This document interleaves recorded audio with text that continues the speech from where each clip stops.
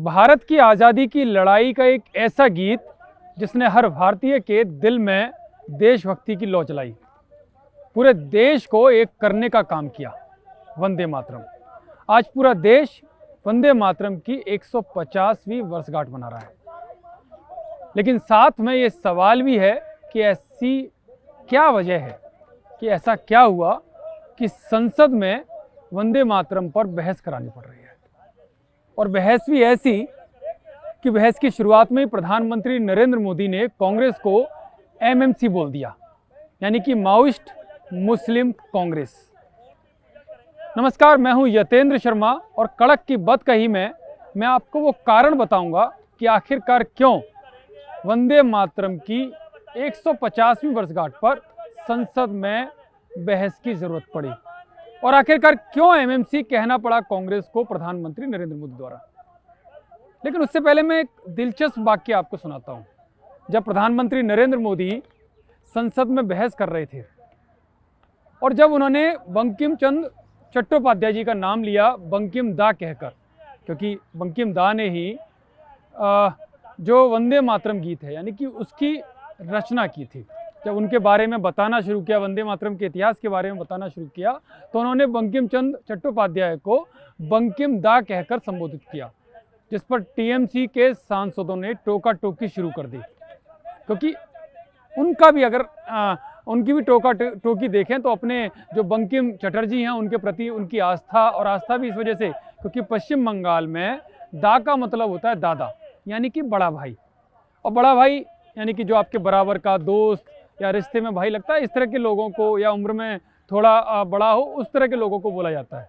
लेकिन जो बंकिम चंद्र चटर्जी हैं वो तो सांस्कृतिक पुरुष के नाते, सांस्कृतिक धरोहर के नाते एक उनकी पहचान है, क्योंकि एक ऐसा गीत, देशभक्ति का गीत उन्होंने लिखा जिन्होंने अंग्रेज़ों के खिलाफ, उनकी हुकूमत के खिलाफ पूरे देश को एक करने का काम किया।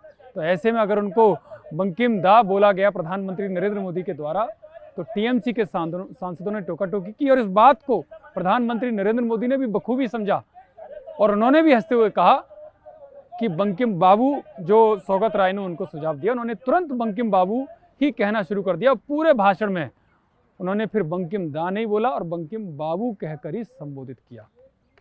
तो इस तरह का भी नज़ारा देखने को मिला। लेकिन सबसे पहले मैं आपको बता दूं जो वंदे मातरम के बारे में, क्योंकि जो वंदे मातरम है 7 नवंबर 1875 में बंकिम चंद्र चट्टोपाध्याय यानी कि बंकिम बाबू ने इसकी रचना की। अक्षय नवमी का दिन था, वो बड़ा पावन दिन था जब इसकी रचना की गई। ये पावन दिन इस वजह से भी महत्वपूर्ण है क्योंकि जब ये जिस दिन रचना की गई और उसके बाद जब ये अस्तित्व में आया, तो उसके बाद देश में किस तरह की अलख स्वतंत्रता की लड़ाई को लेकर जगी, वो पूरी दुनिया ने देखा। किस तरह से लोगों ने अभिवादन के तौर पर वंदे मातरम को अपनाया, वो लोगों ने देखा, और किस तरह से इस अभिवादन ने, वंदे मातरम के गायन ने अंग्रेजी हुकूमत की नींव तक हिलाकर रख दी, वो भी पूरी दुनिया ने देखा। हालांकि फिर उसके बाद 1882 में पवित्र जो पत्रिका बंग दर्शन है उनकी, उसका जो उनका उपन्यास था आनंद मठ, उसके हिस्से के तौर पर इसे छापा गया। और पहली बार 1896 में जो कांग्रेस का राष्ट्रीय अधिवेशन हुआ, उसमें पहली बार सार्वजनिक तौर पर वंदे मातरम का गायन किया गया, और वो भी रविंद्रनाथ टैगोर बाबू के द्वारा। तब पूरी दुनिया ने, पूरे भारत ने, हर क्रांतिकारी ने और जन जन यानी कि भारत की जनता के मन तक इस गीत को पहुंचाने का काम किया गया। और ये गीत ऐसा बना कि जिससे अंग्रेज डरने लग गए, क्योंकि जन जन तक ये पहुंच गया, जनता के अभिवादन के तौर पर ये नजर आया। और इसकी वजह थी क्योंकि जो राष्ट्रीय भावना और एकता का संदेश था, और इसका जो इस संदेश के कारण जो भावनात्मक जुड़ाव भारतीय जनता के दिलों तक पहुंचा, ये उसका एक बड़ा कारण था। लेकिन अब सवाल ये उठता है कि ये 150वीं वर्षगांठ पर वंदे मातरम पर बहस क्यों कराई जा रही है। तो सबसे पहला तो कारण मैंने अभी आपको बताया ही कि जो अगर पहली बार बात करेंगे, थोड़ा इससे पहले जाते हैं, जब वंदे मातरम को 50 साल पूरे हुए तब अंग्रेजी दास्ता का दौर था, यानी कि भारत गुलाम था। लेकिन जब 100 साल हुए और प्रधानमंत्री मोदी ने भी इस पर निशाना साधा है। जब वंदे मातरम को 100 साल हुए तब दुर्भाग्य से इंदिरा गांधी सरकार ने देश पर आपातकाल थोपा हुआ था, जिस वंदे मातरम की वजह से देश के नागरिक स्वतंत्र तौर पर आज़ादी की सांस ले रहे थे। उस वक्त उन पर आपातकाल थोप दिया गया और थोपा ही नहीं, जितने भी आंदोलनकारी थे या जो भी इसके खिलाफ थे उनको जेल में ठूसने का काम किया, उनको अमानवीय यातनाएं देने का काम किया गया था। तो इस वजह से 100वीं वर्षगांठ कैसे देश मना पाता। लेकिन अब वो मौका आया है जब हर पूरे देश का, भारत देश का नागरिक इसको मनाना चाहता है। तो ऐसे में एक बड़ा रीजन था कि 150वीं वर्षगांठ जरूर है, लेकिन इसे मनाने का मौका पहली बार मिल रहा है देश के लोगों को। तो ऐसे में इसे मनाने से पीछे नहीं छूटना चाहिए, ये सबसे बड़ा कारण है इसका। और इसके अलावा जो अपोजिशन तो एक आरोप लगा रहा है, उस पर भी मैं आऊँगा, लेकिन दूसरा कारण मैं आपको बता देता हूँ। 1937 में कुछ इसके छंद हटा दिए गए थे, कुछ पंक्तियाँ हटा दी गई थी, और पंडित नेहरू या उनके लोगों के द्वारा क्या बताया गया कि देश में धार्मिक भावना और सामाजिक सद्भाव की मिसाल पेश हो सके, इस वजह से उनको हटाया गया है।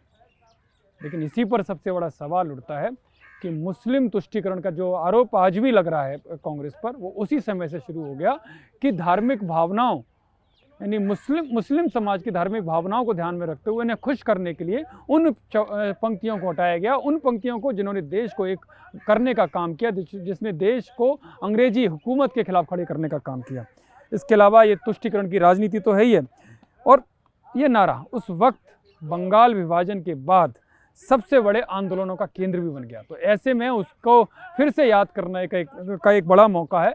और जो मैंने अभी थोड़ी देर पहले बताया कि बंगाल चुनाव, जो अपोजिशन आरोप लगाया क्योंकि बंगाल चुनाव है, ऐसे में बीजेपी को इसका फ़ायदा मिले, ये भी एक अहम कारण माना जा रहा है। और ये चाहे कांग्रेस के या टीएमसी के या जो भी बड़े नेता, जो अपोजिशन के बड़े नेता हैं, उन्होंने संसद में बहस के दौरान ये आरोप लगाया है। इसके अलावा जो दूसरा माहौल बताया जा रहा है कि संसद में जो शुरू होते ही लगातार गतिरोध की जो स्थिति थी, उसमें माहौल सकारात्मक बन सके, तो इसके पीछे भी एक बड़ी रणनीति के तौर पर इसको माना जा रहा है। क्योंकि प्रधानमंत्री नरेंद्र मोदी ने साफ तौर पर आरोप लगाया था कि वंदे मातरम के टुकड़े करने का काम, भारत पाक विभाजन के बीज बोने का काम उस वक्त किया गया था जब इसमें छेड़छाड़ की गई थी। हालांकि प्रियंका गांधी ने जब ये बात बोली तो उन्होंने रविन्द्रनाथ टैगोर के पत्र का हवाला भी दिया, बल्कि साथ साथ लेकिन वो दूसरे मुद्दों पर भी गई, वंदे मातरम की जगह वो दूसरे मुद्दे उठाने से भी पीछे नहीं छूटी। तो इससे पता चलता है कि कितनी गंभीर है कांग्रेस वंदे मातरम को लेकर। हालांकि ये तो आरोप प्रत्यारोप का दौर है, संसद में ये चल ही रहा है, क्योंकि गोगोई ने जो प्रधानमंत्री नरेंद्र मोदी के बाद बोलने की शुरुआत की विपक्ष के तौर पर, उन्होंने कहा कि एक तंज भी कसा कि जो स्वतंत्रता की बात करते हैं कि तो ऐसा लगता है प्रधानमंत्री मोदी के भाषण पर तंज कसा कि इनके राजनीतिक पूर्वज खुद ब्रिटिश सरकार से लड़े थे। हालांकि ऐसे कई उदाहरण भी मिले हैं कि जहां पर आरएसएस के लोग अंग्रेजों से लोहा लेते हुए नजर आए और कई प्रचारक जो उनके पदाधिकारी थे वो जेल में जाते हुए नजर आए। तो इसको भी वो नहीं किया जा सकता। लेकिन इसके पलटवार पर अनुराग ठाकुर ने तंज कसा, व्यंग कसते हुए कहा कि कांग्रेस के लोगों को वंदे मातरम से, जहां देश के लोगों को वंदे मातरम से एनर्जी मिलती है, वहीं कांग्रेस के लोगों को इससे एलर्जी है। तो इस तरह की बातें हैं और इस तरह के ये कारण हैं जो आज बहस के दौरान साफ तौर पर दिखाई दे रहे हैं। और ये एक मैसेज भी जाता है कि जो वंदे मातरम जो देश को एकजुट करने का काम करता है, आज कल विपक्षी दल उससे भागते क्यों नजर आते हैं? ऐसा क्या कारण रहा कि क्या केवल मुस्लिम तुष्टीकरण जो प्रधानमंत्री नरेंद्र मोदी कहते हैं, जो प्रधानमंत्री नरेंद्र मोदी ने आरोप भी लगाया कि अब एमएमसी यानी कि माओवादी मुस्लिम कांग्रेस हो गई है।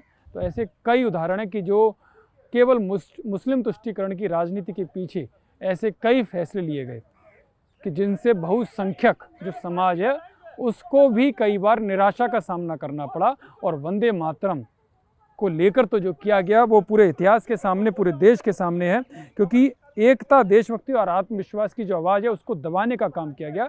ये आज प्रधानमंत्री नरेंद्र मोदी ने भी कहा।